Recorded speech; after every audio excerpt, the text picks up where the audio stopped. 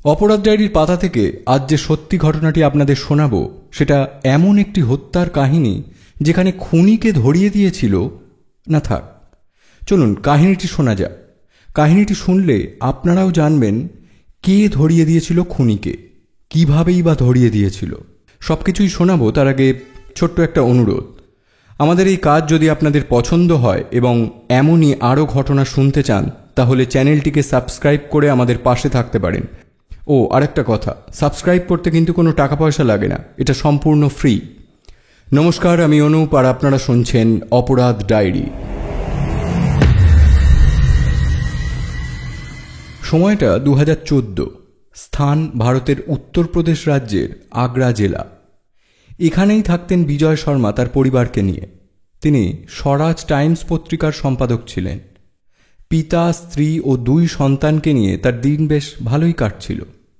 হঠাৎই একদিন এই সুখী পরিবারে নেমে আসে শোকের ছায়া। 20 ফেব্রুয়ারি 2014 ফিরোজাবাদে শর্মা পরিবারের একটি বিবাহ অনুষ্ঠানের নিমন্ত্রণ ছিল। বিজয় শর্মা তার পুত্র অজয় ও কন্যা নিবেদিতাকে নিয়ে সেই বিবাহ অনুষ্ঠানে যান। তার স্ত্রী নীলাম শর্মা ও বৃদ্ধ পিতা আনন্দ শর্মা বাড়িতেই ছিলেন। বিবাহ অনুষ্ঠান থেকে ফিরতে ফিরতে বিজয় শর্মাদের অনেকটা রাত হয়ে যায়। গভীর রাতে বাড়িতে ফিরে দরজা খুলে স্ত্রীর ঘরে গিয়ে দেখেন ঘরের চারদিকে ছোপ ছোপ রক্তাক্ত অবস্থায় নীলম শর্মা মেঝেতে পড়ে আছে। তাদের পোষা কুকুর টফিও রক্তাক্ত অবস্থায় নিথর হয়ে তার পাশেই পড়ে আছে। বিজয় শর্মা তাড়াতাড়ি স্ত্রীর কাছে যান। গিয়ে দেখেন তার কোনো সাড়া শব্দ নেই, নিঃশ্বাস প্রশ্বাসও পড়ছে না। কয়েক ঘন্টা আগেই যাকে সুস্থ শরীরে বাড়িতে রেখে গিয়েছিলেন, বাড়ি ফিরে তাকে এভাবে মৃত অবস্থায় দেখে দুঃখে কষ্টে জ্ঞান হারিয়ে ফেলেন। তিনি অজ্ঞান হয়ে ধপ করে মেঝেতে পড়ে যান। শব্দ শুনে একতলা থেকে তার পুত্র ও কন্যা ছুটে ওপরে আসে।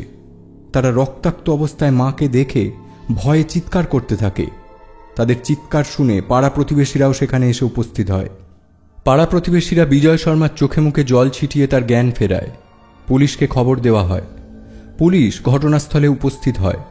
নীলম শর্মার মৃতদেহ ও এ বাড়ির পোষা কুকুর টফির মৃতদেহ পোস্টমর্টমের জন্য পাঠানো হয়।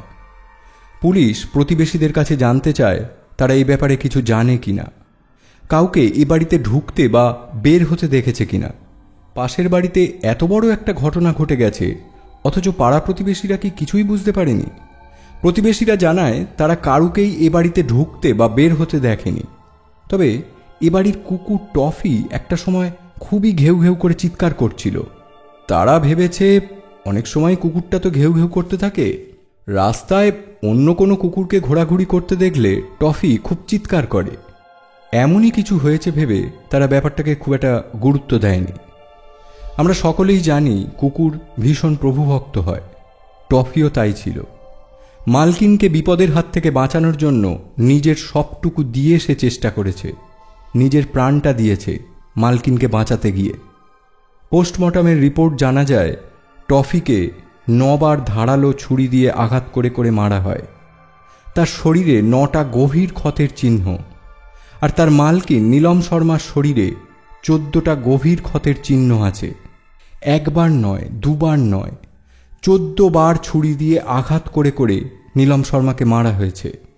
তার শরীরে এমন কোনো অংশ ছিল না যেখানে ধারালো ছুরির আঘাত পড়েনি।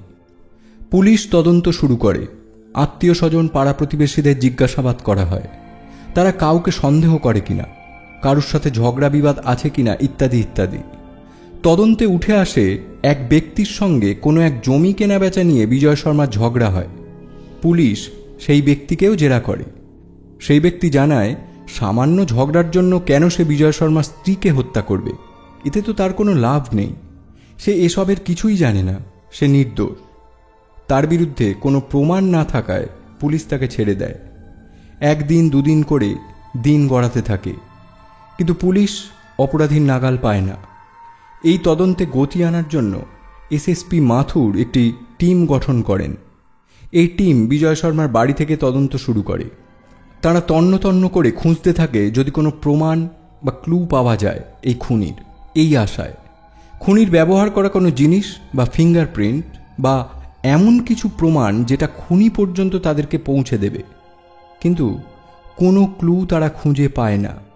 এইভাবে নীলম শর্মার মৃত্যুর পর 4টে দিন কেটে যায়। বিজয় শর্মার বাড়িতে আত্মীয় স্বজন, চেনা পরিচিত মানুষজন শোক জ্ঞাপন করতে আসতে থাকে। নীলম শর্মার একটি টিয়া পাখি ছিল, যাকে খাঁচার মধ্যে করে নিজের ঘরেই রাখতেন নীলম শর্মা। নীলম শর্মার মৃত্যুতে তার পরিবারের সদস্যরা যেমন শোকাহত ছিল, ঠিক তেমনই এই টিয়া পাখিটিও গভীর শোকাহত ছিল। মালকিনের মৃত্যুর পর থেকেই টিয়া পাখিটি, যার নাম ছিল হীরা, সে খাওয়া দাওয়া প্রায় ছেড়েই দিয়েছিল। সব সময় চুপচাপ মনমরা হয়ে থাকত। কিন্তু নীলম শর্মার মৃত্যুর 5ম দিন, যখন বাড়ি ভর্তি আত্মীয় স্বজন ছিল, সেই দিন হীরা থেকেই ছটফট করছিল, অস্থির হয়ে উঠছিল খাঁচার মধ্যে, খুব ডাকাডাকিও করছিল। এত ছটফট ও চেঁচামেচি করছিল যে পাখিটির পালক তার গা থেকে ঝরে পড়ছিল। বিজয় শর্মার কেমন যেন সন্দেহ হয়, তার স্ত্রীর মৃত্যুর দিনে তো হীরা ওই ঘরেই ছিল, তাহলে তো হীরা খুনিকে দেখেছে। তাহলে কি এখন এই মুহূর্তে খুনি এই বাড়িতেই উপস্থিত আছে? তাই কি হীরা এমন আচরণ করছে? বোঝাতে চাইছে কিছু। বিজয় শর্মা তৎক্ষণাৎ পুলিশে ফোন করে ঘটনাটা জানায় এবং বাড়িতে আসতে অনুরোধ করে। পুলিশ আসে এবং বিজয় শর্মাকে সঙ্গে নিয়ে পাখি হীরার কাছে যায়। হীরাকে পুলিশ প্রশ্ন করে নীলমকে কে মেরেছে। তারপর একে একে উপস্থিত সকল আত্মীয়ের নাম বলতে থাকেন, যেমন নীলমকে কি অজয় মেরেছে। এইভাবে একে একে সব আত্মীয়ের নাম বলে বলে জিজ্ঞাসা করতে থাকে। এইভাবে কিছুক্ষণ ধরে পাখিকে জিজ্ঞাসা করার পর যখন আশুর নাম আসে, তখনই হীরা ঘাড় নেড়ে ছটফট করে বুঝিয়ে দেয় এই আশুই কালপ্রিট। ঠিক মানুষ যেমন ইঙ্গিতে হ্যাঁ বলে, মানে কয়েকবার মাথাটাকে ওপরে তুলে আবার নিচে নামিয়ে, ঠিক সেভাবেই হীরা ইঙ্গিতে বুঝিয়ে দিয়েছিল, হ্যাঁ, নীলম শর্মাকে আশু মেরেছে। এইবার পুলিশ আশুকে হীরার সামনে নিয়ে আসে এবং প্রশ্ন করে, নীলম শর্মাকে কিসনে মারা। হিন্দিতে প্রশ্ন করার কারণ বিজয় শর্মারা হিন্দিভাষী ছিলেন। যাই হোক, হীরা উত্তরে বলে, ইসনে মারা, ইসনে মারা, আর ছটফট করতে থাকে। এবার পুলিশ প্রশ্নটা একটু ঘুরিয়ে করে, নীলম শর্মাকে আশুনে মারা, অর্থাৎ নীলম শর্মাকে কি আশু মেরেছে। তখন হীরা বারবার মাথা ওপর নিচ নাড়িয়ে ইঙ্গিতে বুঝিয়ে দেয়, হ্যাঁ, নীলম শর্মাকে আশু মেরেছে। আশুকে গ্রেপ্তার করা হয়। এই আশু হল বিজয় শর্মার নিজের ভাগ্নে, মানে দিদির ছেলে। পুরো নাম আশুতোষ গোস্বামী। সে থাকত সাহাগঞ্জ থানার অন্তর্গত অর্জুননগরে। পুলিশ আশুকে ধরে নিয়ে যায়, মারধর করে, তারপর জিজ্ঞাসাবাদ করে। তারপর অনেক জিজ্ঞাসাবাদ করে একসময় আশু সব সত্যি পুলিশকে বলে দেয়। নীলম শর্মা যেদিন খুন হয় সেদিন রাতে আশু ও তার এক বন্ধু রনি ম্যাসি বিজয় শর্মার বাড়িতে চুপি চুপি ঢুকে পড়ে। তারা কালো কাপড়ে মুখ ঢেকে রেখেছিল যাতে তাদেরকে কেউ চিনতে না পারে। আশু যেহেতু বিজয় শর্মাদের নিকট আত্মীয় ছিল, তার অবাধ যাতায়াত ছিল তার এ বাড়িতে। তাই সে জানত যে 20শে ফেব্রুয়ারি বাড়িতে নীলম শর্মা একা থাকবে, ওপরের ঘরে। আশু টফির কাছে গিয়ে গায়ে মাথায় হাত বুলিয়ে দেয়, আদর করে। যেহেতু আশুকে টফি চিনত এবং প্রায়ই আশু এ বাড়িতে আসত, তাই টফি চুপ করে যায়। তারা দুজনে সোজা সিঁড়ি দিয়ে উঠে যায় দোতলায়, নীলম শর্মার ঘরে। তাদের উদ্দেশ্য ছিল টাকা পয়সা ও গয়নাগাটি লুট করা। ঘরে ঢুকেই রনি ম্যাসি নীলম শর্মাকে বলে, টাকা পয়সা গয়নাগাটি যা আছে সব বের করে দাও, সব বের করে দাও আমাদের, না হলে তোমাকে মেরে ফেলব। ভয় পেয়ে আলমারি থেকে সব দামি জিনিস টাকা পয়সা বের করতে থাকে নীলম শর্মা। এরই মাঝে সে আশুকে চিনতে পেরে যায়। তার আবভাব চালচলন দেখে সে আশুকে চিনে ফেলে। এ কথা নীলম শর্মা আশুকে বলেও ফেলে। এরপর ধরা পড়ে যাওয়ার ভয়ে আশু ও রনি চাকু দিয়ে হামলা চালায় নীলম শর্মার উপরে। চাকু দিয়ে একের পর এক আঘাত করতে থাকে নীলম শর্মাকে। মালকিন বিপদে পড়েছে বুঝতে পেরে টফি এই দুজনের ওপর ঝাঁপিয়ে পড়ে। সে একবার আশুকে কামড়ায় তো আর একবার কামড়ায় রনিকে। এইভাবে সেও এই দুজনকে কামড়াতে থাকে। ফলস্বরূপ তারা টফিকেও চাকু দিয়ে মারতে থাকে। এইভাবে বেশ কিছুক্ষণ চলতে থাকে। চাকুর আঘাতে নীলম শর্মা ও তার পোষা কুকুর টফি দুজনেই মৃত্যুর কোলে ঢলে পড়ে। নীলম শর্মাকে 14 বার চাকু দিয়ে আঘাত করা হয় আর টফিকে 9 বার। এভাবেই প্রভুকে বাঁচাতে গিয়ে টফিও মারা যায়। আমরা ছোটবেলায় বইতে পড়েছি সবচেয়ে প্রভুভক্ত প্রাণী হল কুকুর। টফি তার নিজের জীবন দিয়ে এ কথার সত্যতা প্রমাণ করে দিল। আশু ও রনি সমস্ত দামি জিনিস ও টাকা পয়সা নিয়ে পালিয়ে গেল। পুলিশের হাতে এখন সমস্ত তথ্য প্রমাণ আছে, কোর্টে মামলা চলে। কয়েক বছর পর করোনার সময় বিজয় শর্মার মৃত্যু হয়। নীলম শর্মার মৃত্যুর 9 বছর পর 2023 সালে মামলার রায় বের হয়। আশুতোষ গোস্বামী ও রনি ম্যাসি দোষী প্রমাণিত হয়। তাদের যাবজ্জীবন কারাদণ্ডের আদেশ দেওয়া হয়, সঙ্গে 72,000 টাকার অর্থদণ্ড দেওয়ার নির্দেশ দেওয়া হয়।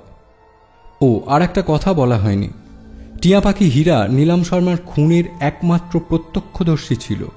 সে প্রথম থেকে শেষ পর্যন্ত সমস্ত ঘটনাটা, এই নৃশংসতাটা নিজের চোখে দেখেছিল। নীলম শর্মার মৃত্যুর পর থেকেই পাখিটি সবসময় মনমরা হয়ে থাকত, ঠিকভাবে খাওয়া দাওয়া করত না। হয়তো সে কিছুতেই ওই নৃশংসতা ভুলতে পারেনি। প্রভুর মর্মান্তিক মৃত্যুটা হয়তো সে মেনে নিতে পারেনি। তাই হয়তো নীলম শর্মার মৃত্যুর 6 মাসের মধ্যে হীরাও মারা যায়। আজকের কাহিনী এই পর্যন্তই। খুব শীঘ্রই ফিরে আসব আরেকটি নতুন সত্য ঘটনা নিয়ে। সচেতন থাকুন, সুস্থ থাকুন। নমস্কার।